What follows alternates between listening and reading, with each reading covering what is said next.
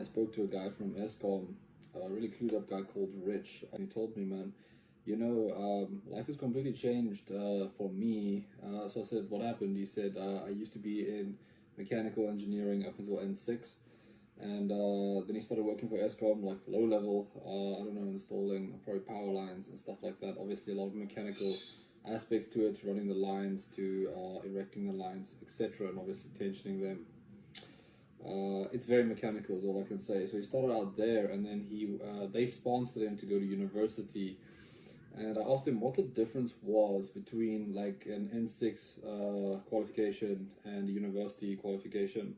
And he said it's pretty close, but it changes your life, the difference. And it's pretty much true what he said. It isn't just practically orientated the way the native courses were. And after I was done with it, I was a completely different human being. I thought differently about electrical aspects, about testing, the way they show you how they test the HV components, the way you have to simulate the testing of the HV components, the way you build the HV testers and stuff like that, the way they do the whole thing, the way they did it with power engineering is one of the most dynamic syllabuses that I've ever studied with, and I already did the GCC 18 subs, so to me that was broad spectrum, mechanical engineering, control systems, design, stuff like that. And then the power engineering one just went and like further blew my socks off. Like I felt like a complete beginner. Even from first year I felt terrible because some of the aspects were so easy you'd almost like sleep on them, and by the time you get your test it's like,